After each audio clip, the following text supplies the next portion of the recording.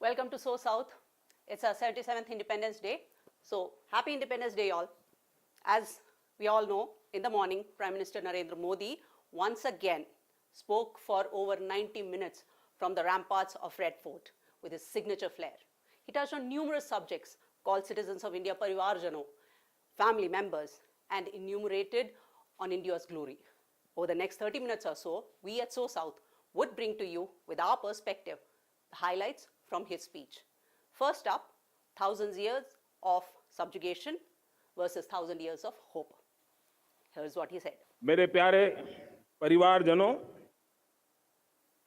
जब हम इतिहास की तरफ नजर करते हैं तो इतिहास में कुछ पल ऐसे आते हैं जो अपनी अमिट छाप छोड़ करके जाते हैं और उसका प्रभाव, मेरे प्यारे परिवारजनों, जब हम इतिहास की तरफ नजर करते हैं तो इतिहास में कुछ पल ऐसे आते हैं जो अपनी अमिट छाप छोड़ करके जाते हैं और उसका प्रभाव सदियों तक रहता है। और कभी कभी शुरुआत में वो बहुत छोटा लगता है, छोटी सी घटना लगती है, लेकिन वो अनेक समस्याओं की जड़ बन जाती है। हमें याद है 1000-1200 साल पहले इस देश पर आक्रमण हुआ। एक छोटे से राज्य के छोटे से राजा का पराजय हुआ, लेकिन तब पता तक नहीं था कि एक घटना भारत को 1000 साल की गुलामी में फंसा देगी। और हम गुलामी में जकड़ते गए, जो आया लूटता गया, जो जिसका मन चाहा हम पे आके सवार हो गया। कैसा विपरीत काल रहा होगा वो 1000 साल का। मेरे प्यारे परिवारजनों, घटना छोटी क्यों ना हो, लेकिन 1000 साल तक प्रभाव छोड़ के रही है। मैं 1000 साल पहले की बात इसलिए कह रहा हूं। Of subjugation, slavery. He talked about how one small incident of someone coming at us 1,000 years ago and bringing up the time or the start of our slavery. But he also brought up the way to look forward, the hope. Here's what he said.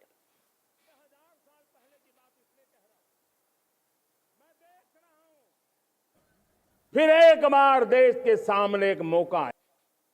मैं 1000 साल पहले की बात इसलिए कह रहा हूं, मैं देख रहा हूं फिर एक बार देश के सामने एक मौका आया है।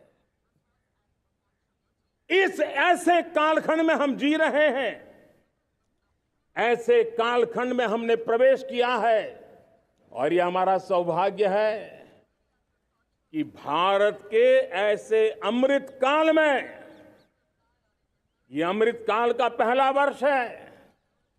या तो हम जवानी में जी रहे हैं या हम मां भारती की गोद में जन्म ले चुके हैं। और ये कालखंड, मेरे शब्द लिख करके रखिए मेरे प्यारे परिवारजनों, इस कालखंड में जो हम करेंगे, जो कदम उठाएंगे, जितना त्याग करेंगे, तपस्या करेंगे, सर्वजन हिताय सर्वजन सुखाय, एक के बाद एक फैसले लेंगे, आने वाले 1000 साल का देश का स्वर्णिम इतिहास उससे अंकुरित होने वाला है।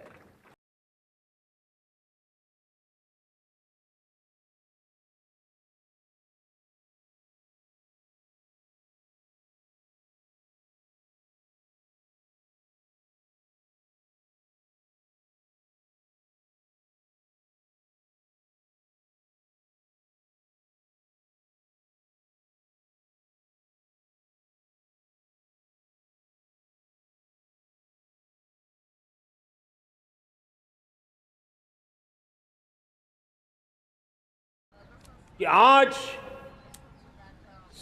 5 साल के मेरे कार्यकाल में, 5 साल के कार्यकाल, 5 साल में 13.5 करोड़ मेरे गरीब भाई बहन गरीबी की जंजीरों को तोड़ करके न्यू मिडिल क्लास के रूप में बाहर आए हैं। जीवन का इससे बड़ा कोई संतोष नहीं होता। आज भारत गर्व से कह सकता है कि दुनिया में नागरिक उड्डयन में अगर किसी एक देश में सबसे ज्यादा विमेन पायलट है तो मेरे देश में है। आज चंद्रयान की गति हो। So that was Modi speaking about the 1,000 years of subjugation. Now he talks about looking towards the future, 1,000 years of hope. This is what he said. आज भारत गर्व से कह सकता है कि दुनिया में नागरिक उड्डयन में अगर किसी एक देश में सबसे ज्यादा विमेन पायलट है तो मेरे देश में है। आज चंद्रयान की गति हो, मून मिशन की बात हो, मेरी विमेन साइंटिस्ट उसका नेतृत्व कर रहे हैं। आज विमेन सेल्फ हेल्प ग्रुप हो, मेरी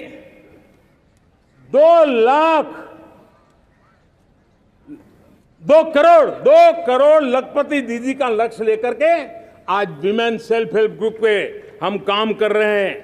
हम हमारी नारी शक्ति के सामर्थ्य को बढ़ावा देते हुए विमेन लेड डेवलपमेंट के, और जब G20 में मैंने विमेन लेड डेवलपमेंट के विषय को आगे बढ़ाया है तो पूरा G20 समूह इसके महत्व को स्वीकार कर रहा है और उसके महत्व को स्वीकार कर करके वो उसको बहुत बल दे रहे हैं। 2000 So that was him talking about women empowerment, rather women-led empowerment, Nari Shakti. He was talking about women pilots, the number of scientists, women scientists in India, and then he moved on to say that he will empower 2 crore women self-help groups. Let's see what he says next. 2014 में मेरे देशवासियों ने 30 साल के अनुभव के बाद तय किया कि देश को आगे ले जाना है तो स्थिर सरकार चाहिए, मजबूत सरकार चाहिए, पूर्ण बहुमत वाली सरकार चाहिए। और देशवासियों ने एक मजबूत और स्थिर सरकार बनाई।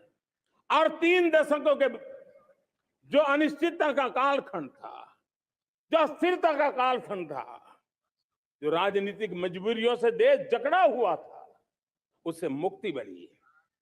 मेरे प्यारे परिवारजनों, देश के पास आज एक ऐसी सरकार है, वो सर्वजन हिताय सर्वजन सुखाय, देश के संतुलित विकास के लिए समय का पल पल और जनता की पाई पाई, जनता की भलाई के लिए लगा रही है। और मेरी सरकार, मेरे देशवासियों का मन एक बात से जुड़ा हुआ है।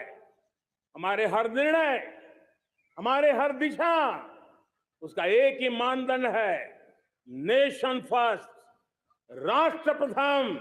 और राष्ट्र प्रथम यही दूरगामी परिणाम, सकारात्मक परिणाम पैदा करने वाला है। देश में बड़े स्तर पर काम हो रहा है। और लेकिन मैं कहना चाहूंगा, 2014 में आपने एक मजबूत सरकार बनाई, और मैं कहता हूं 2014 में और 2019 में। So he has been talking about how in 2014 he was given an opportunity to talk, to reform. 30 years, after 30 years of the country moving forward, he wanted, we citizens gave him an opportunity to move forward with absolute majority. In India, we gave him the power, the opportunity to bring us from an era of uncertainty. That was how he came to become a stable government. जिम्मेवारी बखूबी निभाई और उन्होंने perform करके दिखाया, और जनता जनार्दन जुड़ गई तो वो ट्रांसफॉर्म होता भी नजर आ रहा है।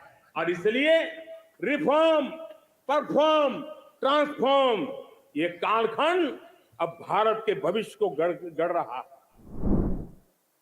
So that मेरे was प्यारे- he talking about reform, perform and transform. He started with reformation. He then went on to performance. And then he is now talking about his next term, which will be transformation. We hope it's what we look forward to. मेरे प्यारे परिवारजनों, आए दिन हम लोग सुना करते थे, यहाँ बम धमाका हुआ, वहाँ बम धमाका हुआ। हर जगह पे लिखा हुआ रहता था कि इस बैग को मत छूना, अनाउंसमेंट होते रहते थे। आज देश सुरक्षा की अनुभूति कर रहा है, और जब सुरक्षा होती है, शांति होती है, तो प्रगति के नए अरमान हम पूरे कर सकते हैं। उसको लिए सीरियल बम धमाके का जमाना बीती हुई बात हो गई है। निर्दोषों के जो मौत होते थे वो बीते हुए कल की बात हो गई है। आज देश में आतंकी हमलों में भारी कमी आई है। नक्सल प्रभावित क्षेत्रों में भी बहुत बड़ा बदलाव आया है, बहुत बड़ा परिवर्तन का एक वातावरण बना है। I wholeheartedly agree that in the past 9 years, we have seen almost no terror attacks. He has kept terror at bay in our country. I just hope that Modi will be able to bring our country to the next level of security. Will he be able to continue it in the rest of his term and in the next term? Is just remains to be seen. तीन बुराइयों से लड़ना बहुत समय की मांग है। हमारे देश की सारी समस्याओं की जड़ में भ्रष्टाचार ने दिमक की तरह देश की सारी व्यवस्थाओं को, देश के सामर्थ्य को पूरी तरह नोच लिया है। भ्रष्टाचार से मुक्ति, भ्रष्टाचार के खिलाफ जंग हर इकाई में, हर क्षेत्र में। और मैं देशवासियों, मेरे प्रिय परिवारजनों, ये मोदी के जीवन का कमिटमेंट है। ये मेरे व्यक्तिगत व्यक्तित्व का एक कमिटमेंट है कि मैं भ्रष्टाचार के खिलाफ लड़ाई लड़ता रहूंगा। दूसरा, हमारे देश को नोच लिया है परिवारवाद ने। इस परिवारवाद ने देश को जिस प्रकार से जकड़ के रखा है, उसने देश के लोगों का हक छीना है। और तीसरी बुराई तुष्टीकरण की है। ये तुष्टीकरण में भी देश के मूलभूत चिंतन को, देश के सर्व समावेशक हमारे राष्ट्रीय चरित्र को दाग लगा दिए हैं, तहस नहस कर दिया है इन लोगों ने। और इसलिए मेरे प्यारे देशवासियों, इसलिए मेरे प्यारे परिवारजनों, हमें इन तीन बुराइयों के खिलाफ पूरे सामर्थ्य के साथ लड़ना है। भ्रष्टाचार, परिवारवाद, तुष्टीकरण, ये चुनौतियां।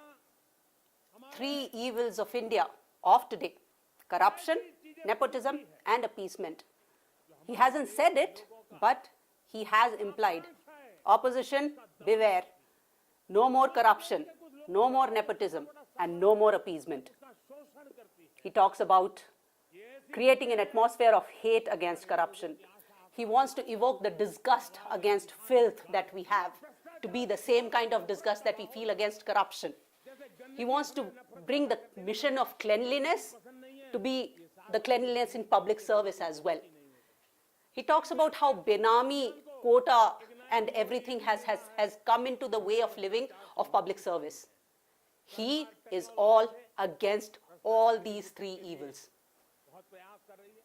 आपको जानकर के हैरानी होगी, इस देश में पिछले 9 साल में एक काम मैंने ऐसे किया, आंकड़ा सुनोगे तो लोग कहेंगे मोदी ऐसा करता है। जैसे 10 करोड़ लोग करीब करीब जो गलत फायदा उठाते थे, वो मैंने रोक दिया। तो आप में से कोई कहेगा आपने लोगों से अन्याय कर दिया।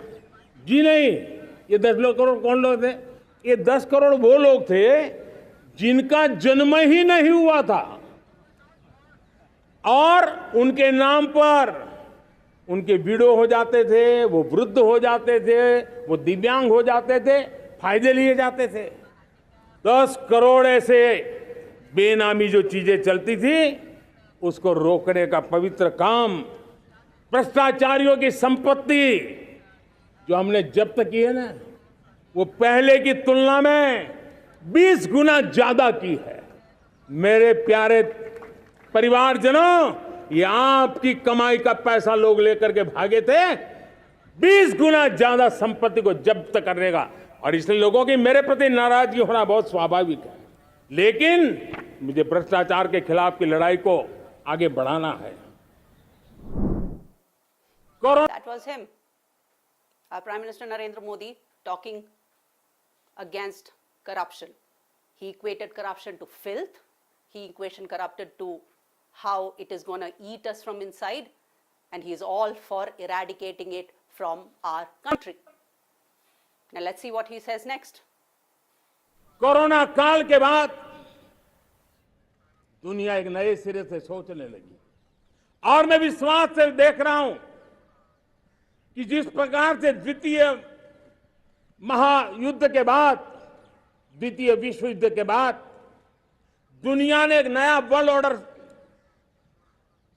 आकार लिया था, मैं साफ साफ देख रहा हूं कि कोरोना के बाद एक नया विश्व ऑर्डर, एक नया ग्लोबल ऑर्डर, एक नया जियोपॉलिटिकल इक्वेशन, ये बहुत तेजी से आगे बढ़ रहा है। जियोपॉलिटिकल इक्वेशन की सारे व्याख्याएं बदल रही है, परिभाषाएं बदल रही है, और मेरे प्यारे परिवारजनों, आप गौरव करेंगे। बदलते हुए विश्व को शेप देने में आज मेरे 140 करोड़ देशवासियों, आपका सामर्थ्य नजर आ रहा है। आप निर्णायक मोड़ पर खड़े हैं, और कोरोना काल में भारत ने जिस प्रकार से देश को आगे बढ़ाया, दुनिया ने हमारे सामर्थ्य को देखा है। जब दुनिया की सप्लाई चेन तहस नहस हो गई थी, बड़ी बड़ी अर्थव्यवस्थाओं पर दबाव था, उस समय भी हमने कहा था हमें विश्व का विकास देखना है तो मानव केंद्रीय होना चाहिए, मानवीय संवेदनाओं से। A new world order from the days, the end of Corona was there. He's talking about how India has been leading the new world order when the entire supply chain of the globe had been disrupted, how India came forward. He is bringing India's pride forward. Bharat की समृद्ध विरासत आज दुनिया के लिए एक अवसर बन रहा है। Global economy, global supply chain, इसमें भारत की हिस्सेदारी, मैं पक्का विश्वास से कहता हूं, आज जो भारत ने परिस्थिति पैदा हुई है, आज जो भारत ने कमाया है, वो दुनिया में स्थिरता की गारंटी लेकर के आया है। दोस्तों, अब न हमारे मन में, न 140 करोड़ मेरे परिवारजनों के मन में, और न ही दुनिया के मन में कोई इफ्स है, कोई बट्स है। विश्वास बन चुका है। मेरे प्यारे देशवासियों, अब गेंद हमारे पाले में है। हमें अवसर जाने नहीं देना चाहिए, हमें मौका छोड़ना नहीं चाहिए। भारत में मैं मेरे देशवासियों का इसलिए भी अभिनंदन करता हूं कि मेरे देशवासियों में एक नीर-क्षीर विवेक का सामर्थ्य है, समस्याओं की जड़ों को समझने का सामर्थ्य है, और इसीलिए 2014 में मेरे देशवासियों ने 30 साल के अनुभव के बाद तय किया कि देश को आगे ले जाना है तो स्थिर सरकार चाहिए, मजबूत सरकार चाहिए, पूर्ण बहुमत वाली सरकार चाहिए, और देशवासियों ने एक मजबूत और स्थिर सरकार बनाई। और 3 दशकों के जो अनिश्चितता का कालखंड था, जो अस्थिरता का कालखंड था, जो राजनीतिक मजबूरियों से देश जकड़ा हुआ था, we all saw the New World Order as India leads it. From 2014 onwards, the opportunity that we gave PM Modi, he is taking it forward. Now let's see what he has to say next. 2019 में performance के आधार पर आप सबने मुझे फिर से आशीर्वाद दिया, परिवर्तन का वादा मुझे यहां ले आया, परफॉर्मेंस मुझे दोबारा ले आया और आने वाले 5 साल अभूतपूर्व विकास के हैं। 2047 के सपने को साकार करने का सबसे बड़ा स्वर्णिम पल आने वाले 5 साल है और अगली बार 15 अगस्त को इसी लाल किले से मैं आपको देश की उपलब्धियां, आपके सामर्थ्य, आपके संकल्प, उसमें हुई प्रगति, उसकी जो सफलता है, उसके गौरवगान, उससे भी अधिक आत्मविश्वास के सामने आपके सामने मैं प्रस्तुत करूंगा। मेरे प्यारे, That was him, Prime Minister Modi, making the pitch for his third term. He had already made throughout his speech nuanced inferences to his coming back. But this was it. This was his pitch. 2014, we gave him an opportunity. 2019, we gave him courage.